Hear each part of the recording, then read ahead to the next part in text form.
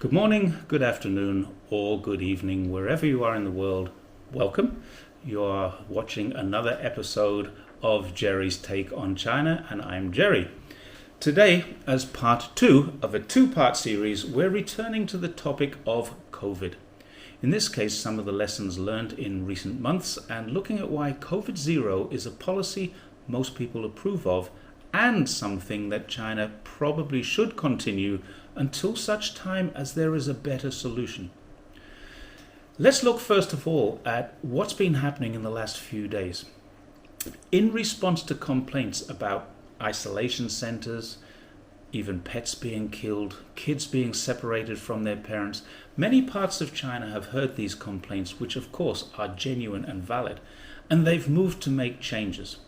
For example, Guangzhou, with just a few hundred cases, has recently locked down some parts of the city. They haven't locked down the entire city, just various sections of it.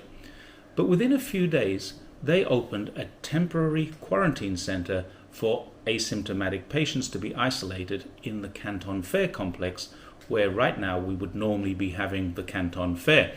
They've also made provisions there for families to be isolated together, even if one member of the family is COVID positive, another member isn't. So this is particularly good for the kids to be isolated with their parents. They've put aside hundreds of tons of food to be stored in different depots around the city and made available thousands of trucks with drivers. At the same time, in Shenzhen, not so far away, they've opened a large pet center so anybody who is taken into quarantine or isolation who has a pet, that pet can be taken to the pet center. And that means that those pets will be looked after and the isolated or the ill person doesn't have to worry about it. Hopefully, neither of these things will need to be used to any great extent, but if they are lessons learned from Shanghai and some other places, and lessons that have been very well applied. I've also recently learned that in Guangzhou there are a team of 20 paramedics with cars. They have a job that they can go to houses or homes and provide medical attention to people who don't necessarily need hospitalization. There are 20 more of them on the way very soon.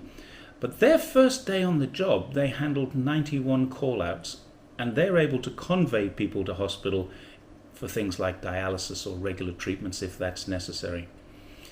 A great and very valid question is, why does China insist on COVID-0 and just not let it rip through the community? Don't they trust their vaccines? And to be honest, these are two very valid questions. Let's look at vaccines first. The number of fully vaccinated people in China as of 1 week ago was 1.24 billion people. That's more than the entire population of Europe, the USA, and the UK added together. So criticism of China's rollout of vaccines aren't really warranted here.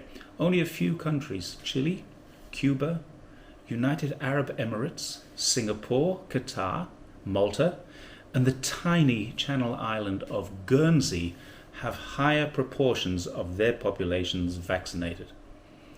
None of their populations even amounts to some of China's provinces. In fact, if we add them all together, it's about the population of Shanghai and Beijing combined.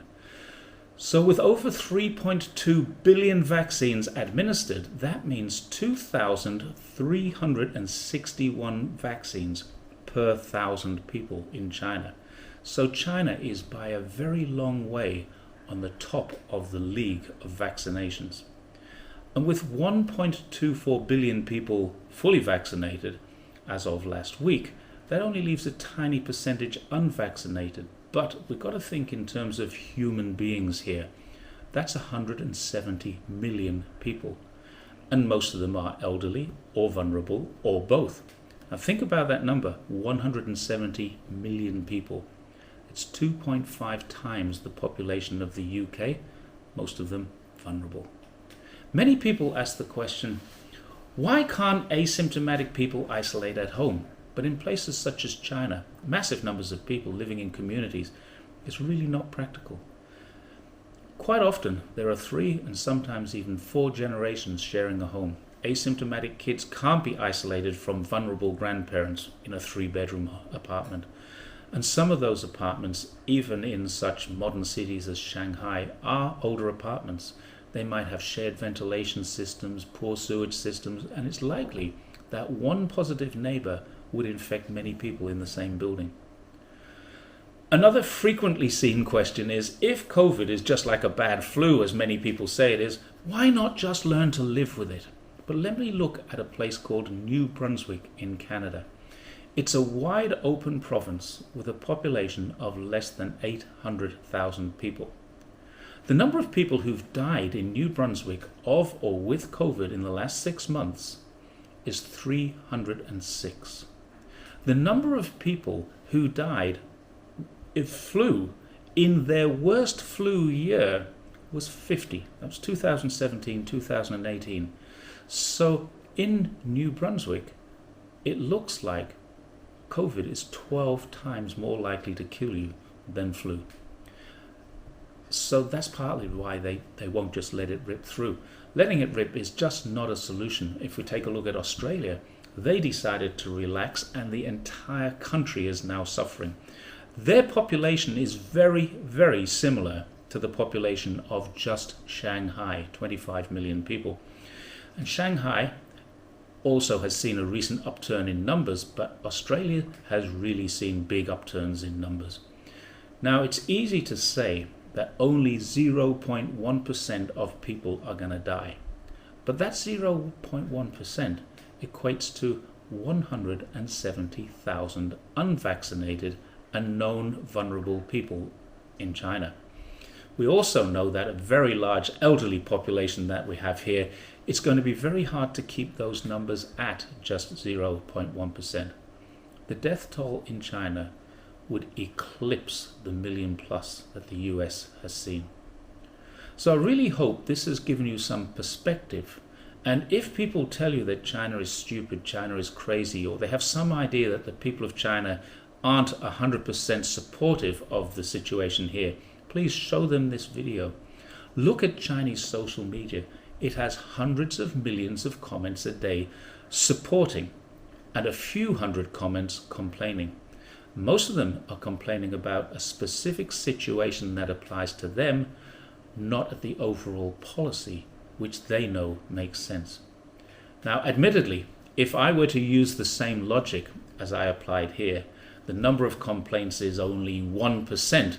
That's still millions of complaints. But the 99% equates to billions. And in any form of democracy that you want to describe, that's a pretty good number. So we'll leave it there, but if you want to, please feel free to leave a question, leave a comment, and I'll do everything that I can to answer it for you. Or if I can't, I'll find someone else who can.